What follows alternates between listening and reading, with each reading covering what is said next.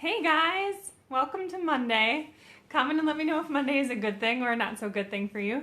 My name is Diana Kerr. I am a certified professional life coach for goal-oriented Christian women, and this week is the third anniversary of my becoming certified as a certified professional life coach, which is really fun. And I get so many emails and questions from people who are interested in life coaching. And so I thought I have an email that I always send people and give them some info and stuff, but I thought it'd be really fun to get on Facebook Live and give you a more thorough answer to this. So if you are someone who is curious about life coaching and what that looks like as a career, this is a great video for you to watch. Or if you just, I don't know, want to stalk me and watch a video and learn more about me or about my coaching business, that's totally fine too.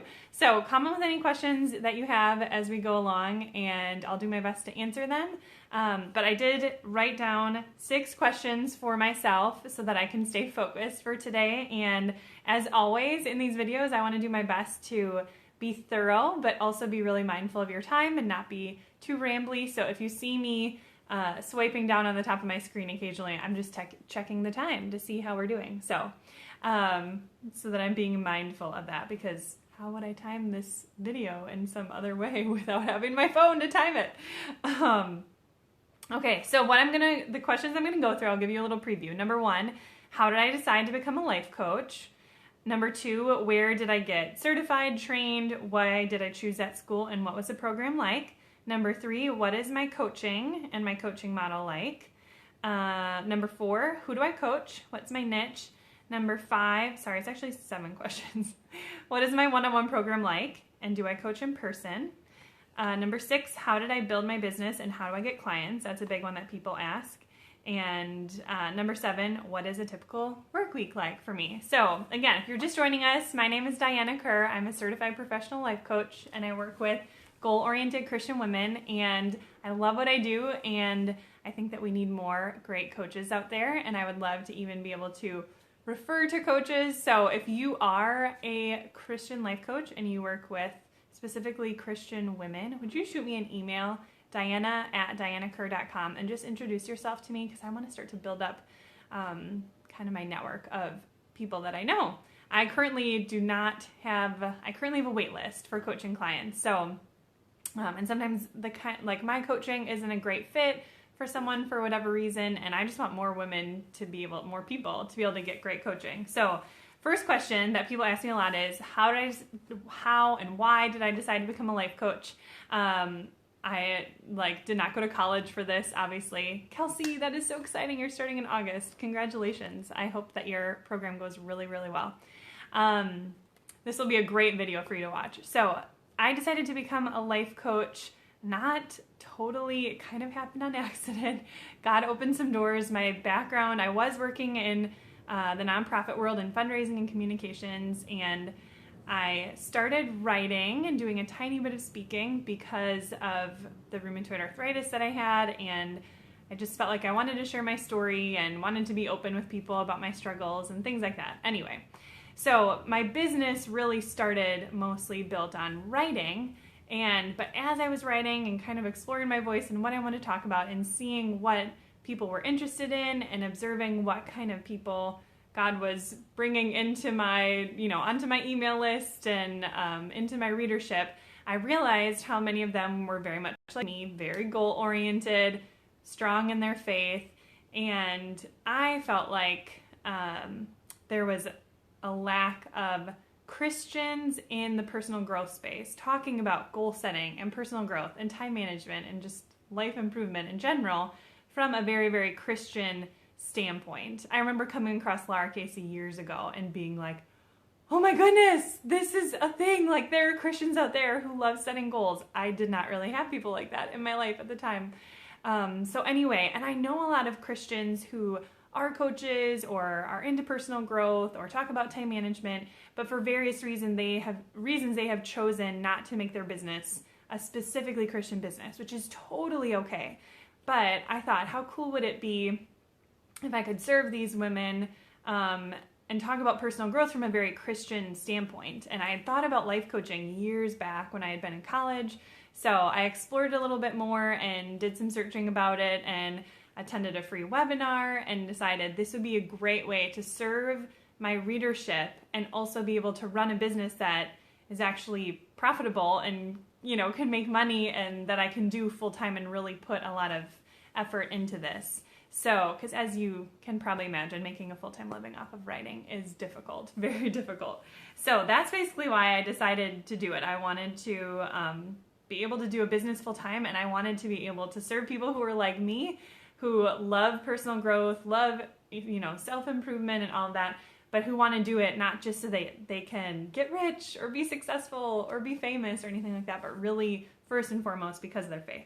So when I was searching for coaching schools, coaching is not nearly as regulated as counseling. So someone who is a therapist has spent much more time to become licensed and much more time in training than I have. However, there is I don't know what you would call it exactly. It's called ICF, International Coaching Federation. I hope I'm getting that right.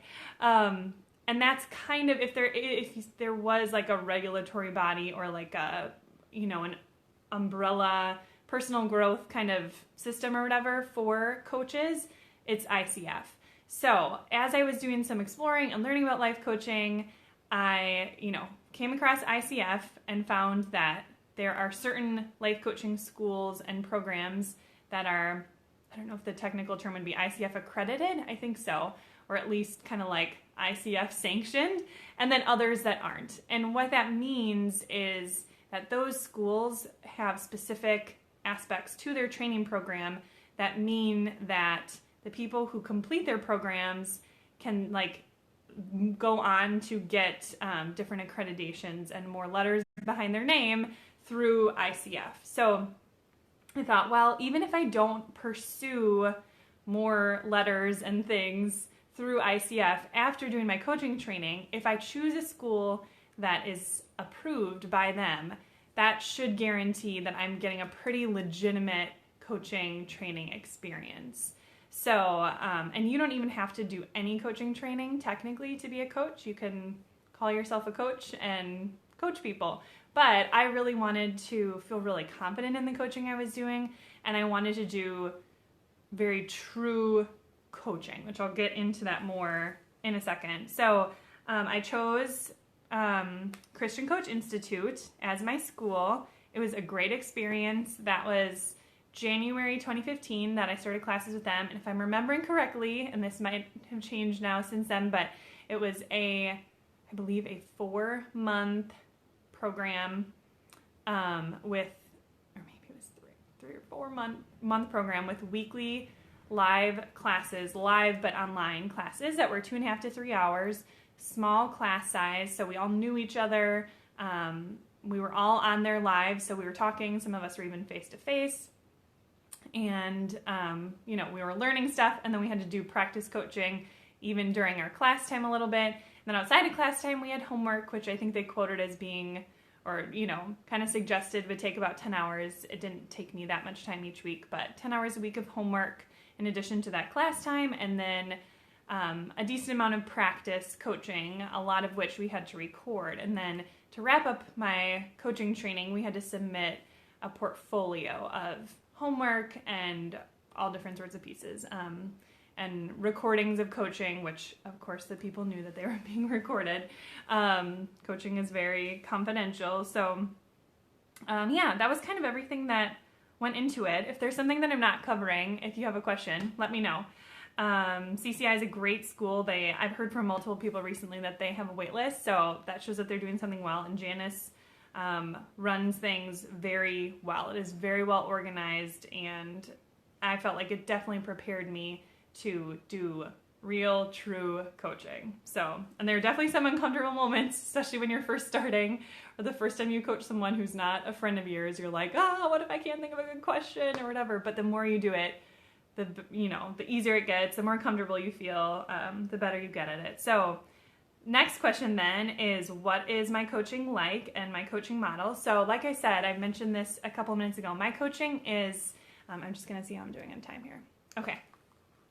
My coaching is more true coaching than consulting. So I think this is one of the interesting things to pay attention to if you're looking for a coach or you want to get into coaching in the coaching industry, because like I said, it's not nearly as regulated as counseling. And honestly, even if you've been to counseling, which I've worked with multiple therapists, there are big differences between them in their approach and how action-oriented they are and how much they jump in and maybe offer you advice or their own input.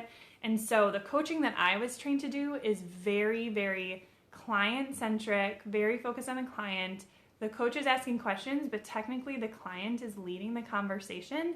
And there are a lot of coaches who call themselves coaches who do more of a consulting role, which I'm not saying that that's a wrong way to do it or a bad way to do it, but that's more of a let me give you advice, let me tell you what to do, let me share strategies kind of thing. The coaching that I do is a mixture of, it has some of that, but it's a lot of me asking powerful questions to help get you from where you are to where you want to be.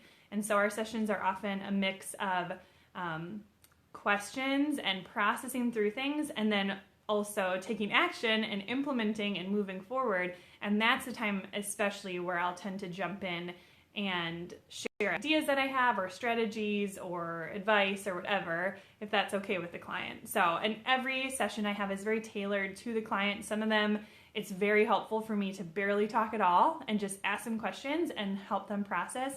And other clients have expressed, I really want you to jump in and like, tell me what you're seeing, or tell me how you handle the kind of thing that I'm struggling with or whatever. What are your thoughts on managing your to-do list, or what are your thoughts on contentment? So, and I was trained with the Christian coaching model, which is a coaching model that has 3 to 4 steps, depending on how you look at it, that you work a client through over the course of a session. So the first one is awareness. Where are you right now? The next is vision. Where would you like to be? So it's kind of like you're staking your point A and your point B. And then the final step, which you can kind of view in multiple pieces if you want, but is strategy and action and identifying obstacles. So that's where we say, okay, how do we get you from A to B? We understand what's going on in the situation right now. We know how you would like it to be. Now, how do we get you there? And how can we identify obstacles that you might face in advance so we can work around those and all that kind of stuff. So my coaching program is a 4-month program, and we do weekly calls during that time. So I like to work with women who are really committed and bought in and really want to make some serious life transformation. And so we have those calls, and then I also have chosen as a coach to offer email access to me. So that's something you're not going to get with every coach. You're often not going to get with a therapist. And that's a big time commitment for me to be able to respond to client emails. But I love being able to offer that and just have them feel like I am really there for them that whole time. And that's one of the ways, too, that I hold my clients accountable, because accountability is a big piece of what I bring into the coaching experience for clients. I want to help them. I don't want to just structure a plan for them to, simplify their life or whatever. I want to really hold them accountable to those steps so that they move forward. So the women that I coach, I've mentioned this, my niche is really,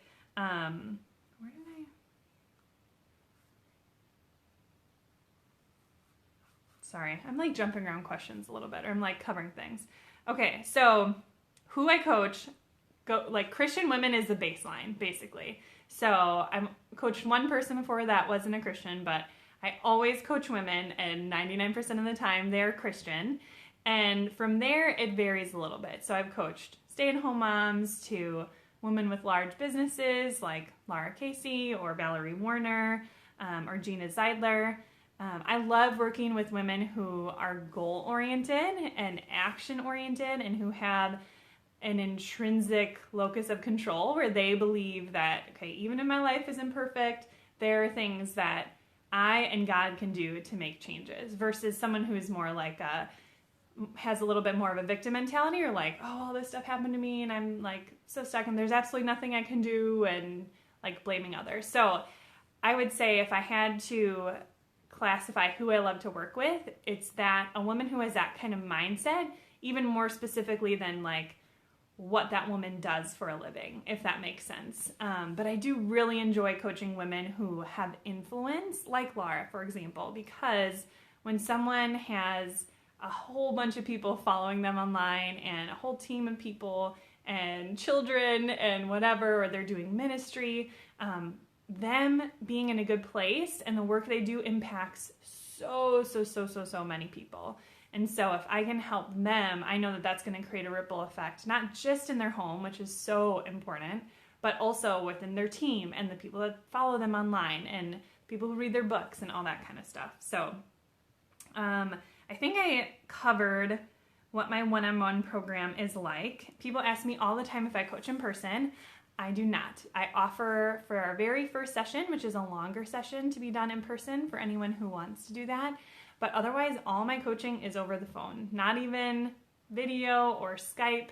And I structured that for my benefit and my client's benefit. It's really very mutually beneficial.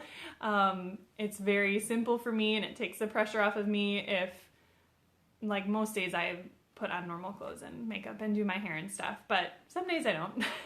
So it takes the pressure off of me to feel like I always need to look perfect, or like I need to have my video set up and have the light just right and everything lovely. And then it also takes the pressure off of my client to feel that way as well. And as far as meeting up locally, the women that I work with are really busy generally. They have very full lives. So for me to meet clients locally would mean I can only work with local people, which would be fine. But I want to be able to work with a larger group of people around the country. And it's so convenient for clients to be able to get on the phone while their kid is on a nap. Or I even have clients sometimes who will go on a walk while we talk or something like that. So, or they like close their door. Maybe they work a 9 to 5, they close their door and have their coaching session during their lunch break or things like that. So they don't have to drive. I don't have to drive. I very purposely set up this business even a few years ago, knowing that I wanted to have kids. And so I wanted the business to fit that well. So, and one thing that I will say, I'll get more to what my work week is like, but if you do have kids, or if you want to have kids and you're interested in coaching, think through some of that stuff. And one thing to think about, because it's very common and popular right now for moms to have their own business and work it around kids' nap times or sleep schedules or whatever, and then not pay for childcare. I don't know if one-on-one coaching is super conducive to that. I personally don't feel comfortable doing a one-on-one coaching session if I'm the only adult home and my kid is napping, because he's a good sleeper, but I can't guarantee anything. And I want to be super focused for my clients, and not have a situation where I'm like, hold on, let me go give him a nook, or let me like try to keep him occupied or something. So, and then obviously given the fact that I'm talking on the phone with people, that doesn't lend itself as well to, what a lot of women who do the work from home, no childcare thing do, which is working early or working late, or I guess working weekends maybe could work if you were willing to coach people on Saturdays.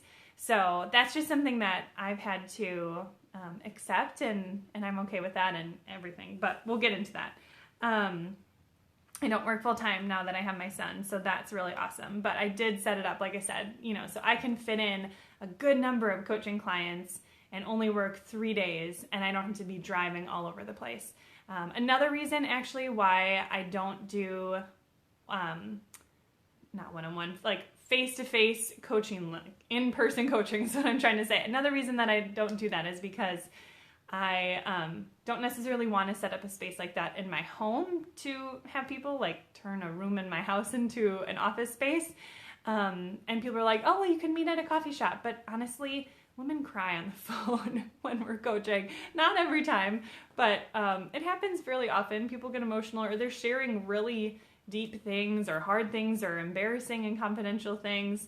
And so being in a coffee shop where people are like really close to you or can see you if you start crying doesn't always work quite as well. So I love doing the phone, and I don't feel like it gets in the way of building a relationship with my clients.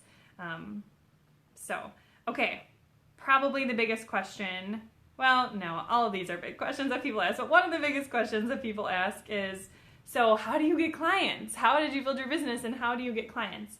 And I should probably be charging a lot of money to tell people this, but the reason that I'm sharing it for free, at least for now, and people have asked me to create resources about coaching and building a coaching business, but and maybe I'll do that. Maybe I'll turn this video into a paid thing, but for now, it's free.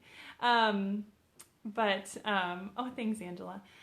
So for now, I'm going to share with you, and part of the reason I'm going to share is it's not like some magical thing that I'm like, oh, I'm sharing the secret, and now you can take it and like steal all my business or open a coaching business in 3 days. The honest answer, and I think this is the truth for pretty much any business that becomes successful, is it's just been a lot of little by little things and a lot of consistency and hard work. And from the beginning, I have really wanted to not sacrifice what mattered most for the sake of this business. So I've worked very hard, and before I had kids, I definitely worked a lot of hours, but I always made sure that my faith came first, my marriage came first. I was like still going to bed at the same time as my husband, and we were having downtime each night, and I had time off on weekends and things like that. Why am I saying that?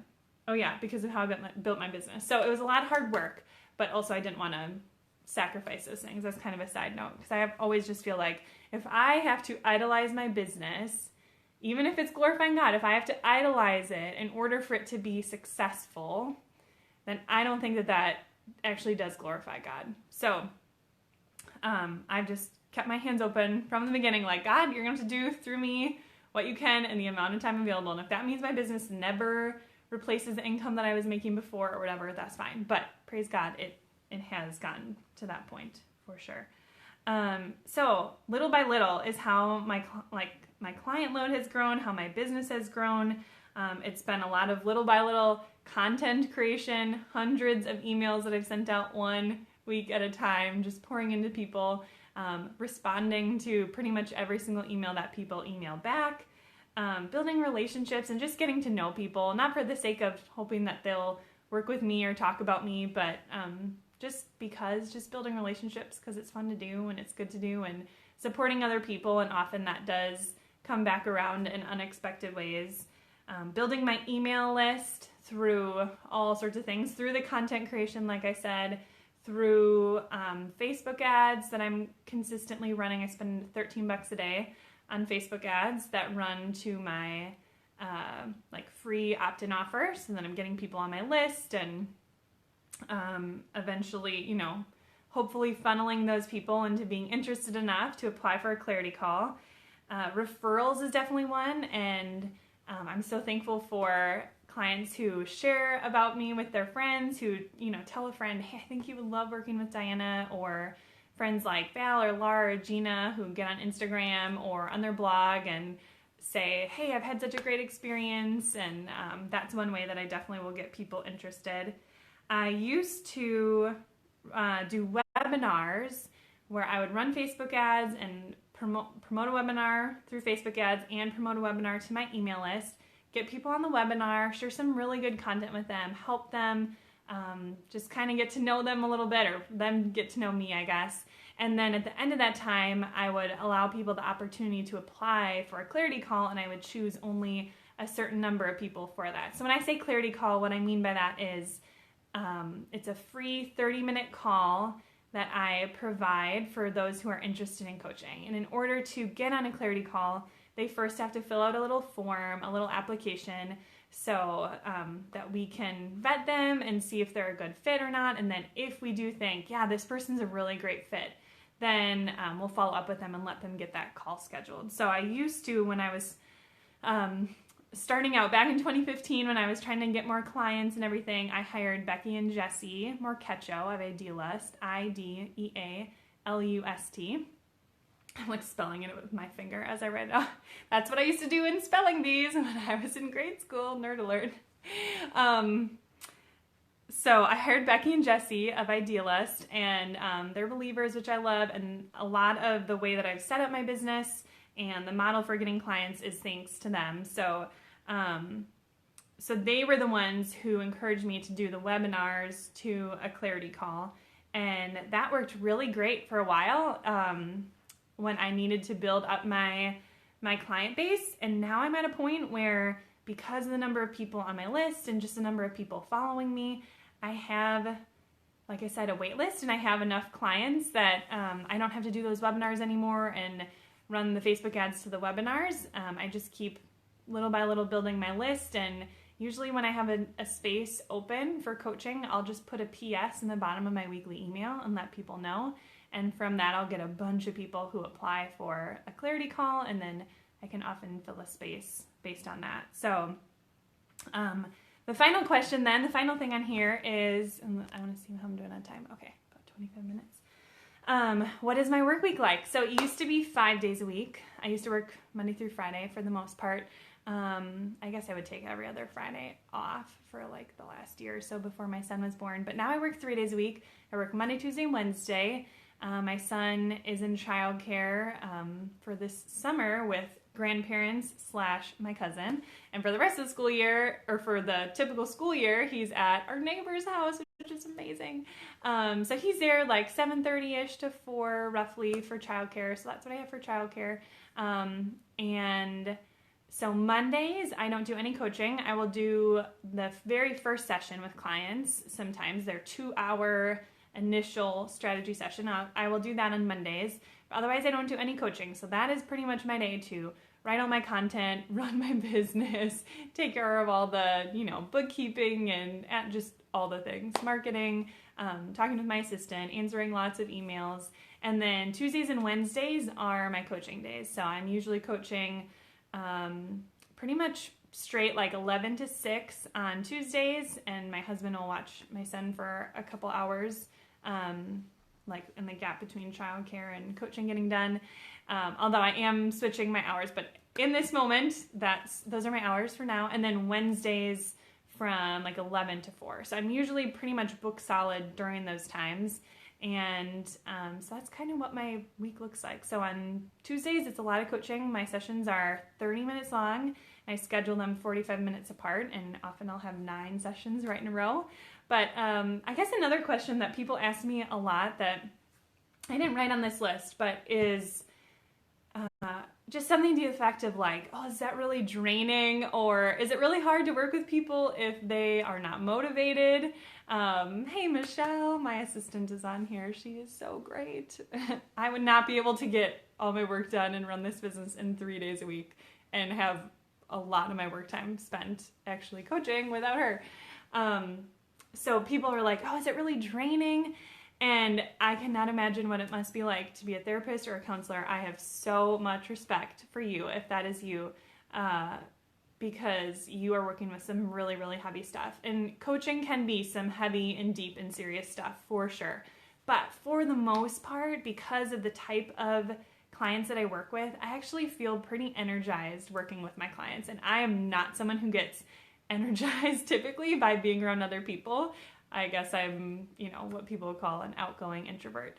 So, but I do not feel like drained or exhausted at the end of even 9 sessions in a row. It's so exciting to talk to these women, to see their progress, to create action plans with them. Like you can just hear as I'm talking about it, I'm getting excited and everything. So I really do love the work that I do. It's hard sometimes. And yeah, there are some days, to be honest, where I would like to have more time to work on my business and not in it. So this week I actually gave myself a week off from coaching. Well, I'm coaching a couple of my clients that are newer because I didn't want to take a week off from them right away. But I'm giving myself mostly a week off so that I can spend some time doing some of the stuff on my business, working. So I can work on my business. I should not use this analogy if I can't say it correctly. So I can work a little bit more on my business this week because I do really enjoy that. So sometimes I do miss that I don't have a little bit more like true work time, if that makes sense, or I have so many ideas for my business that I'm like, oh, I want to implement all these things, but I spend so much of my time actually providing the service to my clients.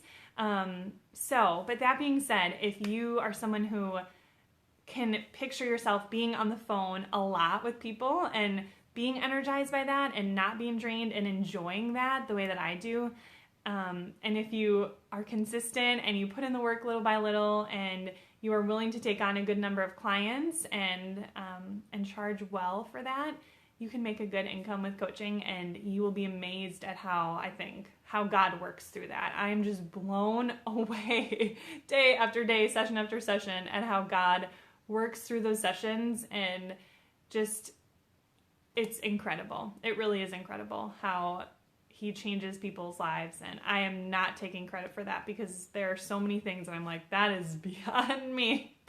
So it can be very rewarding, and in a world where we have so much content, and really, really good content, honestly, but so much books and podcasts and courses and all that kind of stuff, my heart still feels a pull to do that one-on-one work. And I have some other things in my business that aren't just, I don't only make money through the one-on-one coaching, but that is definitely the main piece of my business. And my heart still feels pulled to that, and like, this is kind of my thing, or like what I'm put here to do, because we need people who can hold us accountable and help us implement the stuff that we're learning, and who can help us troubleshoot when things don't go exactly the way we planned, when we read something great in a book and try to implement it, but it's just not working. And so I love being that person that can be there for them, who can listen to them, and cheer them on and push them, and notice things that they're saying, and themes or limiting beliefs that they're not even noticing. So I think that coaching, and even in a world where we have tons of great free information online, and or great courses or whatever, I still think that coaching and counseling are super, super valuable. So that's all I'm going to say about it for today. But like I said, comment if you have any questions, and I'd love to share. And I'm excited to be able to create this video so that I can share it now in the future with everyone who asks me all these great questions about coaching. So that's all for today. And I guess the final thing I would say is, whatever kind of person you are watching this video, if you are someone who is interested in maybe working with a coach someday, or if you are interested in learning from a coach about her marketing, or even working with her because you want to be a coach, and in general, if you are a Christian woman who is goal-oriented, I would love to have you on my email list. And my emails are the #1 area of content that I really invest in. I really try to write high-quality, high-value emails each week. I have kind of a little pep talk, and then I also have every single week a very specific tip for intentional living, for simplifying your life, or a system or a life hack kind of a thing.